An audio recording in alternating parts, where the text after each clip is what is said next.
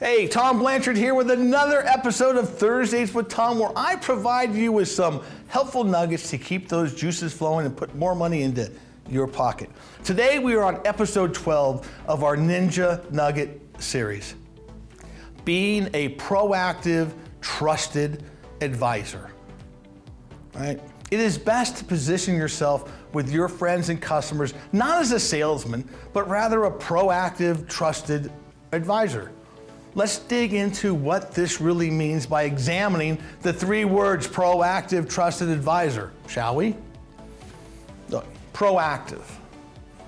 Right? One of the basics of customer service is being proactive. You should be calling your customers first. You need to be the cause of what is happening, not the effect. You need to anticipate what needs to happen and take action. If a buyer or seller ever calls you first during a transaction and says, hey, what's going on with my contract or my listing? You are failing trusted.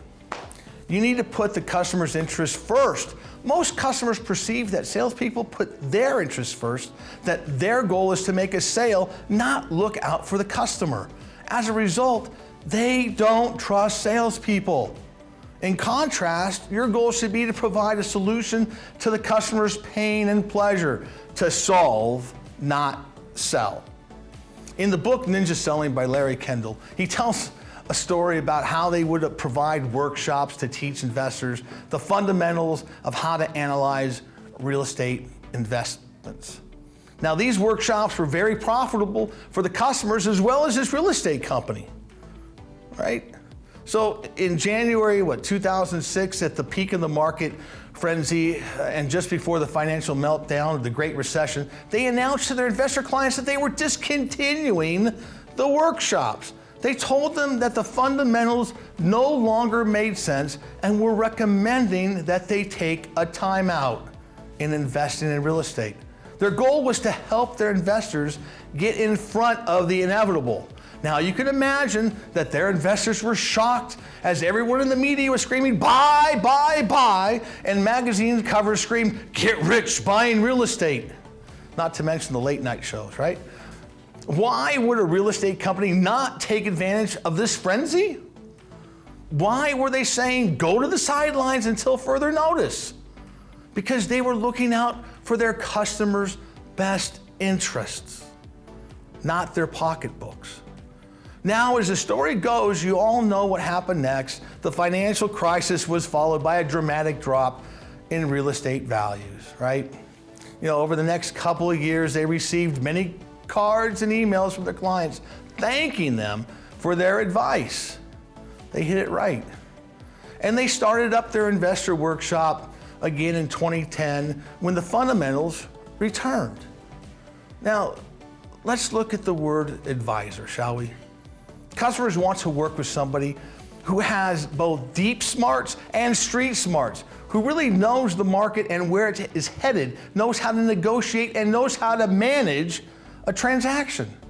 Having knowledge of the market and knowing when things are going to change and providing that to your clients is not only being an advisor, it is also creating value for them.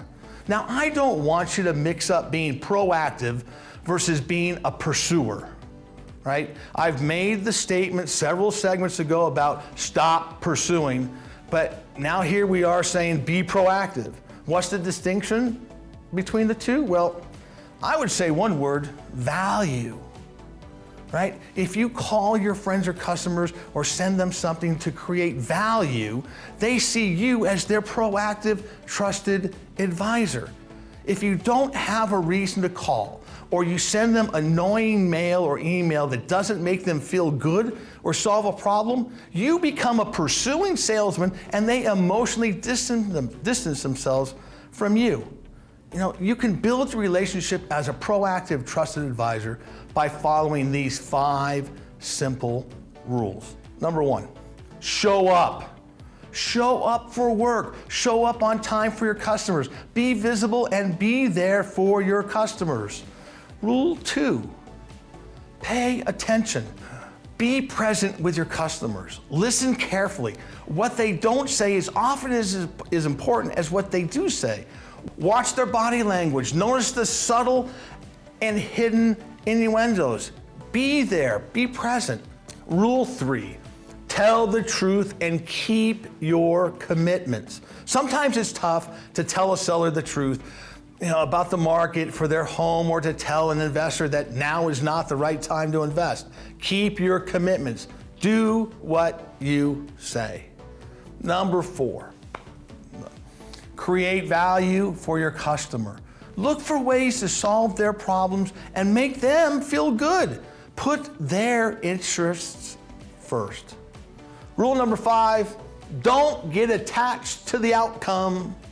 Follow the first 4 rules and let the money take care of itself. When a salesperson starts focusing on the commission, customers can sense commission breath, and that changes the dynamics of the relationship. Okay? Look, customers pick up bad vibes, trust evaporates, and you are no longer the proactive, trusted advisor. You're just another salesperson. Well, that's all we have for this week. Boy, this time goes by so quickly. Look, next week, we will be getting into business strategy. You won't want to miss any of that as we get into abundant real estate transactions and how to be the realtor of choice. So until next week, keep on keeping on. Work the system because the system works. Thank you.